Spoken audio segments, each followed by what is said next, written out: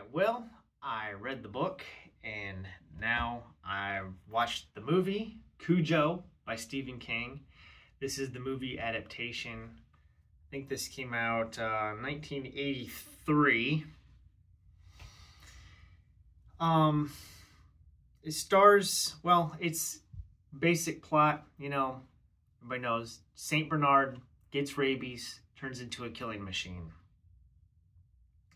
You have a husband and wife and their young son, right? Vic and Donna, and their young son, Tad. He's like 4. In the book, he's 4. I think he's probably 4 or 5 in the movie as well. But they're having marriage problems because Donna is having an affair with a guy named Steve Kemp. Okay, just like the book. In fact, I did a review for the book, so you can watch that if you want to know the major plot or whatever. I'm not going to go into it. I just want to talk about my major problems with the book and versus the film. So the film, I think the book, I think the movie's better than the book. So my advice to you, skip the book, watch the movie. The movie cuts all of the meandering side plots, so all the stuff that I had issues with the novel, with the whole Sharps cereal campaign, that's really pared down to where it's just a very minor thing. It just took up way too much time in the novel. It was boring, okay? The Sharps cereal campaign stuff was just, it was terrible. It was like reading the Wall Street Journal business section. Like, that's all gone. The subplot with the mechanic, the guy that owns Cujo, his wife won the lottery in the novel and took their son on a vacation. Like, they went to visit her sister.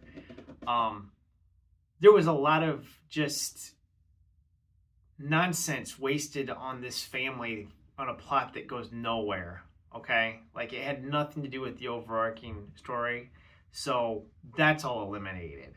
And then my biggest problem with the book was the dark ending. I mean, like, Stephen King it was just so cynical and just so, I would just call it mean-spirited, the way that the novel ended. Somebody did a rewrite, okay? Who did the rewrite on? Who wrote the script? Says, I'm trying to find the script. Screenplay by Don Carlos Dunaway and Lauren Currier. Okay, so they rewrote the script. And actually, it's a pretty good adaptation of the book. The only major difference is the ending. And it's just one minor change, concerning one character. All right, the fate of one character. And it made the movie. I actually liked the movie. That's the reason why I watched the movie, was to see if they were going to. I didn't think Hollywood would do it, right? I was like, Hollywood's not going to they're not going to keep the ending of the novel because audiences are not going to go for that. And I was right. The studio, evidently, they changed the ending, and you know what? The ending was great, okay, in comparison to the book. Whereas Stephen King, this is why I think a lot of times Stephen King movie adaptations are better than the novels, because Stephen King's endings are crap. Not all of them, but I'd say like over 50% of the time his endings are bad. All right, the ending of Carrie, like Carrie was a better movie than the book. Okay, I think The Shining was a better movie than a book. And here we go with Cujo is a better movie than a book. Salem's Lot, the movie was not as good as the novel, not even close. So yeah, that one. And then I think the Dead Zone movie versus book, I think they're kind of break even. I think both of those have their strengths and weaknesses. But skip the book on this one. Watch the movie Cujo because it's a better experience. The book is a mess and the ending's terrible. So I like the movie. And the score on this was really good, too.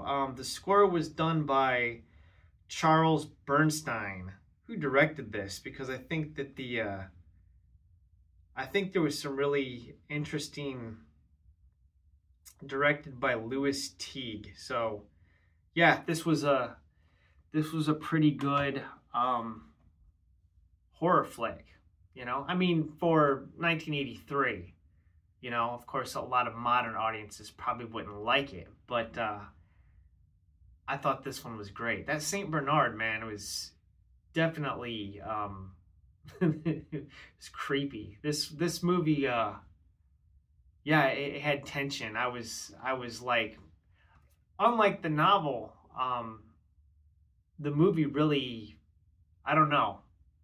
It just, I was like on the edge of my seat, you know, like, oh, so, yeah, it succeeds with the suspense and the tension. I think the problem with the novel was you would get these tense moments and then it would cut away to talk for, you know, 5 pages about cereal. Like, what are you doing? Like, you're breaking the tension. Ugh, what a mess. So, yeah, watch the movie. All right. Thanks for watching. Have a wonderful day.